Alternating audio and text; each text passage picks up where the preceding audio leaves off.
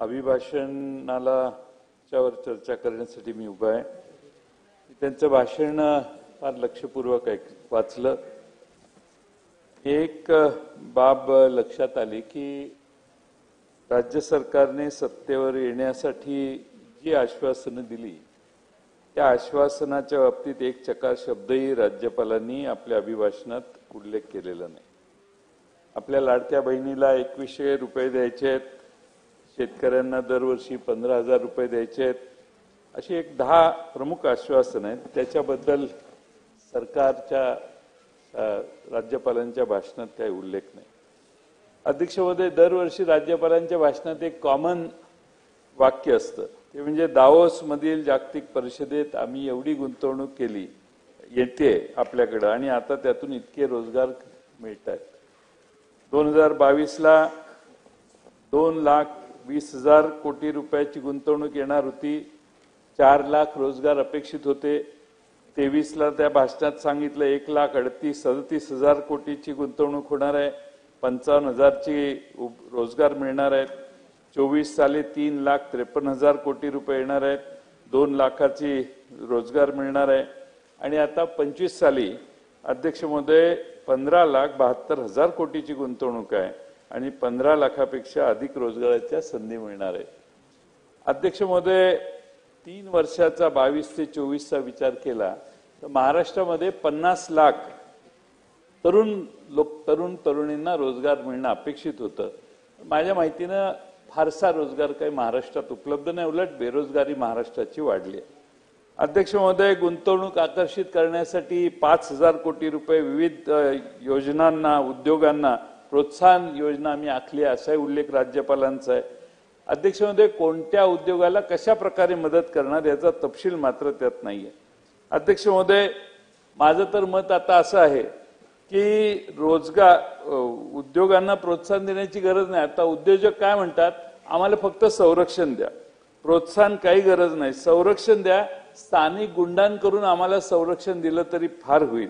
अध्यक्ष महोदय, किती लहान मोठा उद्योजक असला तरी आपापल्या कुवतीप्रमाणे त्याला पावत्या स्थानिक गुंड फाडायलाच लावतात आणि त्यातनं कुणालाही सुटका नाही। एवढी स्थानिक झुंडशाही झालेली आहे महाराष्ट्रामध्ये की संघटित झुंडशाहीमुळे अध्यक्ष महोदय छोट्या दुकानदारापासून मोठ्या उद्योजकांपर्यंत आज अध्यक्ष महोदय खंडणी द्यावी लागते।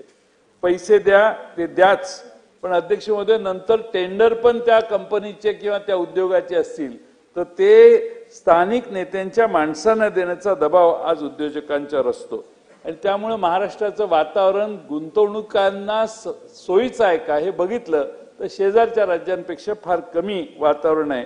निर्भय वातावरण निर्माण करण्यासाठी सरकारने काय करायचं याचा विचार करायला पाहिजे। मी तर सरकारला आणि देवेंद्र फडणवीस साहेबांना अनेक वेळा सुचवलंय की तुम्ही असा कायदा करा की गुंतवणूकदार कुठल्याही प्रकारचा असला आणि त्याने जर काही त्याला कोणाच्या बद्दल जर तक्रार करायची असेल तर ती तक्रार घेऊन त्याला मोकासारखा गंभीर आरोपी करणं किंवा त्याला योग्य ते सजा करण्याचं काम सरकारनं अध्यक्ष महोदय केलं पाहिजे। अध्यक्ष महोदय, मी या निमित्ताने एवढंच सांगेन की मगाशी एक विषय झाला व्याघ्र आणि माणूस संघर्ष कमी करण्याचा। श्यामाप्रसाद मुखर्जी जनवन योजनाचा भाषणात उल्लेख आहे राज्यपालांच्या। अध्यक्ष महोदय, मगाशी सांगितलं 400 वाघ झाले, 400 झाले हे असं नवीन वनमंत्र्यांनी सांगितलं, पण 400 वाघ कुणामुळे झाले, कोण त्याला कारणीभूत आहे? मला वाटतं सुधीर मुनगंटीवार त्याला कारणीभूत आहेत आणि त्यामुळं सुधीर मुनगंटीवारांना मंत्रिमंडळातनं ह्या वाघाला बाहेर काढलं आणि आता हे सगळे जे महाराष्ट्रातले नवीन वर्षाच्या पहिल्या 19 दिवसात अध्यक्ष महोदय 8 वाघांचा मृत्यू झाला। त्याची काळजी कुणाला आहे का? पण हेही खरंच आहे की माणसांच्या बिबट्यांचा त्रास प्रचंड महाराष्ट्रात होतोय, त्याची काय व्यवस्था करणार? मुनगंटीवार साहेबांनी एक कमिटी नेमलेली होती, त्यात अनेक सूचना केलेल्या, त्या सूचनांचा काही अजून अवलंब झालेला नाही। मी वनमंत्र्यांना आपल्यामार्फत विनंती करेन की त्याकडे लक्ष देण्याची गरज आहे। आता अध्यक्ष महोदय, सरकार आमच्या लाडक्या बहिणींना सत्तेवर आल्यानंतर आता काम तर झालेलं आहे, त्यामुळे लाडक्या 10 ते 20 लाख लाडक्या बहिणींना योजनेतनं अपात्र करण्याची तयारी आता सरकारची चालू आहे आणि हळूहळू त्या संख्या कशी कमी होईल 2.5 कोटीवरून कसं ते 50 आणि 75 लाखावर संख्या येईल हे बघण्याचा प्रयत्न वेगवेगळ्या माध्यमातून सरकारमधले अधिकारी करतायत असं मला वाटतंय। आता एकदा पैसे दिले, इलेक्शन झालं, त्याच्या आधी 4 हप्ते झाले, 5 हप्ते झाले, महिलांनी बिचारांनी पैसे दिले, आता त्या यादीला टच करणं योग्य नाही। म्हणजे अगदी ग्राहक न्यायालयात जरी ह्या महिला गेल्या की आम्हाला यांनी सांगितलं म्हणून आम्ही यांना मतदान केलं आणि आता असं आमचं अनुदान कसं काय बंद करताय, तरी एखाद्या वेळी वेगळा निकाल लागू शकतो। त्यामुळं आता बंद झाले ज्यांचं अनुदान तुम्ही सुरू केलं, आम्ही काही तुम्हाला सांगायला आलो नव्हतो, तुम्ही आग्रहानं त्यांना लाईन लावायला लावली, त्यांना अर्ज भरून घेतले, आता त्यांचा बंगला आहे 2 चाकी आहे का 4 चाकी आहे हे सांगून आता महिलांचे तुम्हाला हे अनुदान बंद करता येणार नाही। ती मतदारांना फसवणूक झाली असा आरोप सरकारवर येऊ शकतो आणि म्हणून आता नव्या निकष लावा, नव्या महिला निवडताना तुम्ही लावायला माझी काही तक्रार नाही। अध्यक्ष महोदय, काल राज्यपालांनी आकडे मांडले आणि महाराष्ट्राचे देशाचे एकूण स्थूल देशांतर्गत उत्पादनामध्ये 14% अधिक योगदान आहे असं सांगितलं, चांगली बाब आहे। पण अध्यक्ष महोदय 10-11च्या तुलनेनं आपण 1.2% खाली आलोय, हे तेवढंच लक्षात घेतलं पाहिजे।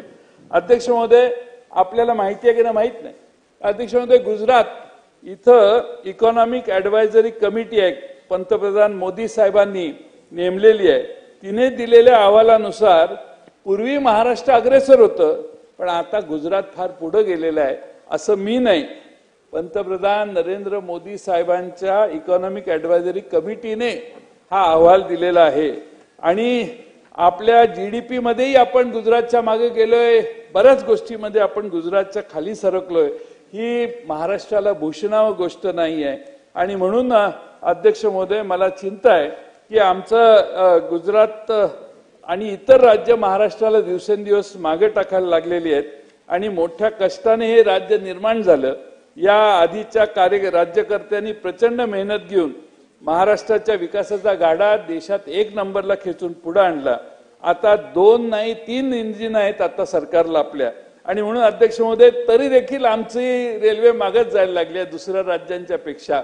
त्यामुळे माझी विनंती आहे की ह्या 3 इंजिनच्या सरकारने आता आपल्याला महाराष्ट्र 1 नंबरला कसा आणायचा याची चिंता करण्याची आवश्यकता आहे।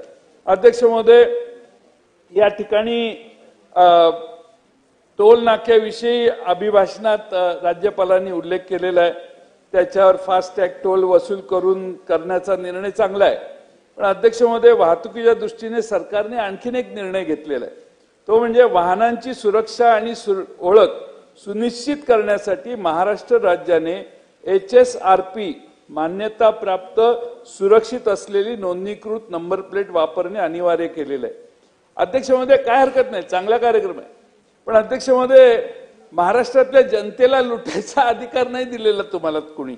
अध्यक्ष महोदय, काय झाले आपण जरा बारकाईनं बघितलं तर HSRP नंबर प्लेट साठी इतर राज्यांच्या तुलनेने महाराष्ट्रातल्या नागरिकांकडून सुधीर भाऊ नंबर प्लेटच्या साठी तिप्पट रक्कम वसुली केली जाते। अध्यक्ष महोदय, महाराष्ट्र शासनाने याच्यासाठी रॉस मेत्रा सेफ्टी सिस्टीम लिमिटेड, दुसरी कंपनी आहे रियल मॅझॉन इंडिया लिमिटेड, आम्ही कधीच ऐकलेलं नाही ती नावं पण ठीक आहे, FTA HSRP solutions private limited, या खाजगी कंपन्यांना 600 कोटी रुपयाचं कंत्राट दिलेलं होतं। या कंपन्यांनी नंबर प्लेटसाठी दुसऱ्या राज्यातही ह्याच कंपन्यांनी नंबर प्लेट दिली अध्यक्ष महोदय, आणि दुसऱ्या राज्यात दर कमी दिले आहेत आणि आपल्या राज्यात दर जास्त आहेत। गुजरात, गोवा, आंध्र प्रदेश, राजस्थान, केरळ या राज्यामध्ये याच कंपन्यांनी नंबर प्लेटचं काम मिळालेलं आहे, त्या राज्यामध्ये महाराष्ट्रापेक्षा कमी दर आहेत। गुजरातमध्ये दुचाकीसाठी 160 रुपये आहेत, पण महाराष्ट्रामध्ये 450 रुपये मोजावे लागतात ग्राहकाला। गोव्यात 4 चाकीसाठी सुधीर भाऊ 203 रुपये आहेत, पण महाराष्ट्रात 745 रुपये, एवढी तफावत म्हणजे तिप्पटपेक्षा जास्त पैसे महाराष्ट्रात कडून घेण्याचं काम, लुटायचं काम अध्यक्ष महोदय चाललंय। आणि परिवहन विभागाच्या साक्षीने हे सुरू आहे. मी प्रतापराव आपले मंत्री जे आहेत त्यांचा काय ह्याच्यात दोष नसेल, कारण यापूर्वी शेवटचेच आहेत 3च मुद्दे आहेत, जास्त नाही. तर प्रतापराव सरनाईकांच्यावर मी दोष देत नाही, पण पूर्वी बहुतेक झालेलं आहे. प्रतापरावना माझं आव्हान आहे की त्यांनी जरा खोलात जावं, तपशिलात हुडकावं आणि कोण कोण त्यात सहभागी आहेत हे बघावं. पण जरा लूट जरा कमी झाली पाहिजे. लूट करतातच, आता लोक आता काय बोलायचं, पण किती लुटायचं, म्हणजे लोकांना एवढं लुटणं हे अध्यक्ष महोदय. म्हणून दोषींच्यावर कडक कारवाई करा, सगळी कंत्राट रद्द करा, नवीन कंत्राट द्या. यासाठी कुटे साहेबांच्या सारख्या माणसाची एक समिती, सदस्य समिती नेमली तरी चालेल. आता काहीच संधी नाही तर मी तुमचं प्रमोशन करतोय, बाकी काय मी करत नाही. पण कमिटी नेमून काहीतरी करा. पण हे इतकी लूट दिसायला बरं दिसत नाही.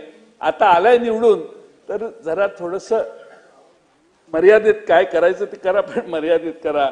करणं बरोबर नाही, करण्याच्या बद्दल कोणी समर्थन करणार नाही. अध्यक्ष महोदय, सौर कृषी पंपाची मॅक्सिमम कॅपॅसिटी 10 हॉर्स पॉवर आहे, पण त्याच्यावरती पंपासाठी विजेवरील पंप बसवावे लागतात. पण अध्यक्ष महोदय, सरकारने आता काय केलंय, सरकारने विजेचं कनेक्शन द्यायला, नॉर्मल एमएससीबीचं कनेक्शन द्यायला ते पोर्टलच बंद केलेलं आहे. त्यामुळे शेतकऱ्यांना नवीन पंपाची मागणीच करता येत नाही.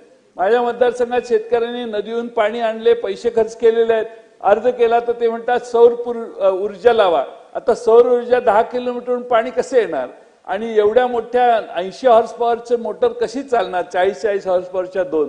आणि अध्यक्ष महोदय, माझी विनंती आहे, माझ्या मतदारसंघात फाळकेवाडी नावाच्या गावात असं झालेलं आहे. त्यामुळे अध्यक्ष महोदय, सदरची पोर्टल पुनश्च चालू करा, लोकांचे अर्ज घ्या आणि विजेवरचे पंप लोकांना उपलब्ध. तुमचं सौर ऊर्जेचं धोरण फार चांगलं आहे, माझा त्याला विरोध नाही, पण प्रॅक्टिकल पाहिजे. पाणी तर ओढलं पाहिजे. नदीहून पाणी आणायचं असेल तर विहिरीतल्या पाण्याला मी समजू शकतो. अध्यक्ष महोदय, आज या निमित्ताने मी आपल्याला एवढीच विनंती करण्यासाठी या ठिकाणी मुद्दा मांडतोय. अध्यक्ष महोदय, आपण खरं म्हणजे राज्यामध्ये गुन्हेगारीचं प्रमाण किती वाढलंय हे बघतोय.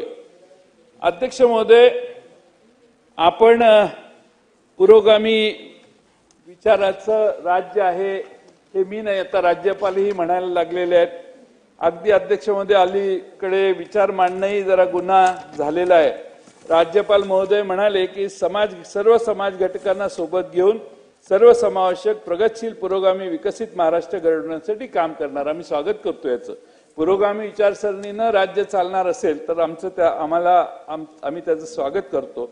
अध्यक्ष महोदय, साहित्य संमेलन दिल्लीला झालं, त्यात तारा भवाळकर अध्यक्षा यांनी भाषणात परखडपणाने मत मांडलं. त्यांनी ठणकावून सांगितलं की तुम्ही पुरोगामी म्हणा की पुरोगामी म्हणा, पण आमची पुरोगामी संतांची भूमी आहे. जात पात पक्ष पंथ स्त्री पुरुष वेदांच्या पलीकडे आमचे संत पुरोगामी होते, हे त्या भाषणातलं ठळक विधान गाजलेलं आहे. अध्यक्ष महोदय, वारकरी संतांनी पहिलं मूल्य सामाजिक समतेचं दिलं. संतांनी जातीभेदाला ठामपणाने विरोध केला. संपत आलं.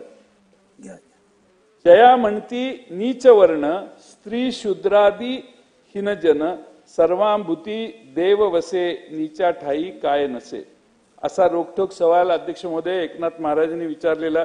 ज्या स्त्री शूद्रांना तथाकथित उच्चवर्णीयांनी त्यांच्या संकुचित संस्कृतीतून वगळलं आहे, त्यांची बाजू संतांनी लावून धरलेली होती. त्यांच्या देवत्वाची आठवण करून देत समतेचं तत्व सांगितलेलं होतं.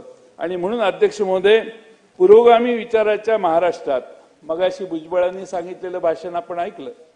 माऊली सोट धनगर समाजाचा बिचारा लातूरला त्याची नख काढून त्याच्यावर इतके आनंदवित अत्याचार केलं. एका तिथल्या स्थानिक छोट्याशा प्रेम प्रकरणाचा विषय असेल का काय असेल, पण त्याची हत्या करण्यापर्यंत समाज गेला. अध्यक्ष महोदय, देवळात प्रवेश केला धनगर समाजाच्या कैलास गोविंदा बोराडे म्हणून भोकरदनच्या अनवा इथल्या ठिकाणी त्याचं अध्यक्ष महोदय सळ्यांनी, तापलेल्या सळ्यांनी त्याला वेगळ्या ठिकाणी चटके देणं, म्हणजे इतके वाईट, मी आता फोटो बघितले, इतकी वाईट अवस्था महाराष्ट्रात. अध्यक्ष महोदय, धाडस कसं ह्या लोकांचं होतं. परभणीच्या सूर्यवंशीचं तर प्रकरण पोलीस स्टेशनमध्ये त्या बिचाराचा मृत्यू झाला. या सगळ्या गोष्टी बघितल्या तर आपण का या सगळ्यांच्यावर कधी आपण या विरोधी कधी लढाई करणार. आणि समतेचा आणि पुरोगामित्वाचा संदेश देणाऱ्या महाराष्ट्रामध्ये धनगर समाजाला एखाद्या देवळात जाण्यासाठी बंदी करण्याचं किंवा तू का देवळात आला म्हणून त्याला मारहाण करण्याचं जर प्रकरण असेल तर महाराष्ट्रात पुरोगामित्व किती शिल्लक राहिलेलं आहे याचा अध्यक्षमध्ये विचार केला पाहिजे. मी शेवटचे 3 पॉइंट, मुद्दे पण नाही आहेत. अध्यक्ष महोदय, मुंबई उच्च न्यायालयाचं कोल्हापूर इथं खंडपीठ व्हावं अशी मागणी 38 वर्षापासून आहे. आणि अध्यक्ष महोदय, 22 मध्ये दीपांकर दत्ता मुख्य न्यायमूर्ती होते. त्यांनी मुख्यमंत्र्यांच्या समोर बैठक झाल्यानंतर आम्ही सर्किट खंडपीठ स्थापन करू याचा निर्णय घेऊ असं सांगितलं. पण त्यानंतर मुख्यमंत्री महोदय आणि चीफ जस्टिस महाराष्ट्राचे जे आहेत मुंबईचे त्यांची भेट झालेली नाही. त्यामुळे मुख्यमंत्र्यांना मी आपल्यामार्फत विनंती करतो की हे सर्किट खंडपीठ कोल्हापूरला सुरू कर. खंडपीठाचीच मागणी आहे. आता ते होत नाही तर तोपर्यंत सर्किट खंडपीठ मंजूर करून देण्यासाठी मुख्यमंत्र्यांनी लक्ष घालावं. अध्यक्ष महोदय, एका सत्ताधारी पक्षातील आमचे राजू कारेमोरे म्हणून आहे आमदार, त्या राजू कारेमोरेंनी एक पत्र दिलेलं आहे. तर पत्र सुधीर भाऊ जरा तुम्ही ऐकण्यासारखं आहे, तुमच्या भागातलंच हे पत्र आहे की ते म्हणतात की मोहाडी तालुक्यात अवैधरित्या रेती, मॅंगनीज व गौण खनिजाची वाहतूक एवढ्या मोठ्या प्रमाणात सुरू आहे की ते कोणालाच जुमानत नाहीत.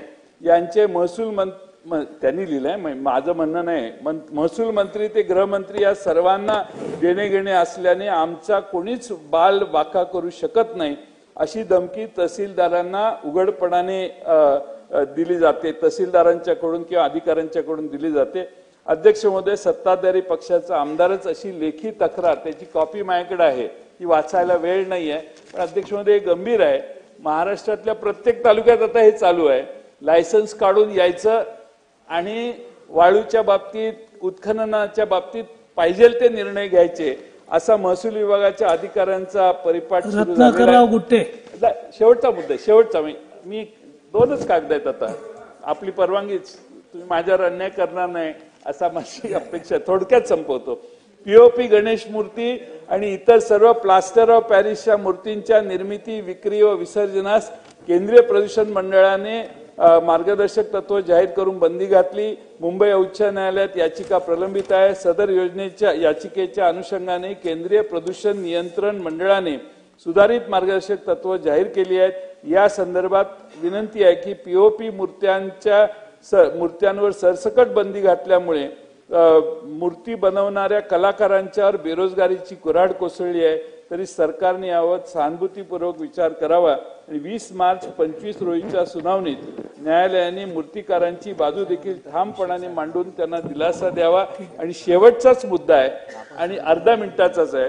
अध्यक्ष महोदय, मागच्या सरकारच्या काळात, सुधीरभाऊ हे तुमच्यासाठी आहे, क्रीडा साहित्य पुरवण्याच्या योजनेत देखील मोठ्या प्रमाणात भ्रष्टाचार झाल्याचे प्रकरण समोर आले.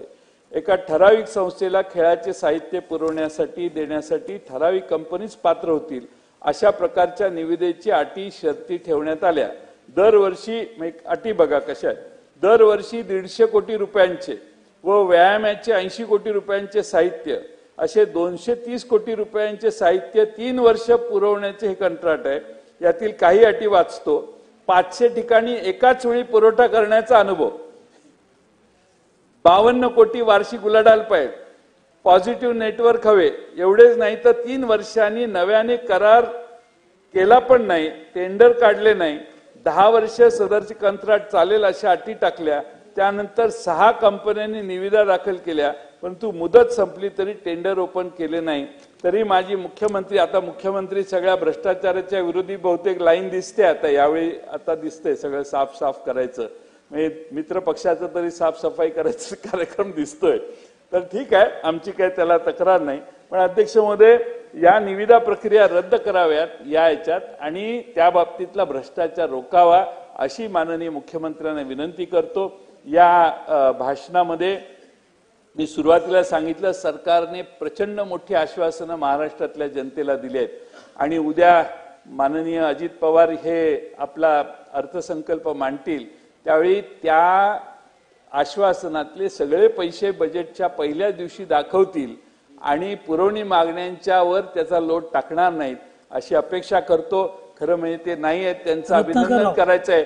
महाराष्ट्राच्या इतिहासात त्यांच्या काळात सगळ्यात कमी पुरवणी मागण्या काल परवा त्यांनी 6,000 कोटीच्या दिल्या, म्हणून कमी पुरवणी मागण्या मांडल्याचा विक्रम केल्याबद्दल त्यांचं अभिनंदन करून मी माझे 2 शब्द पूर्ण करतो. गुटे साहेब. अध्यक्ष महोदय, आपण संधी दिल्या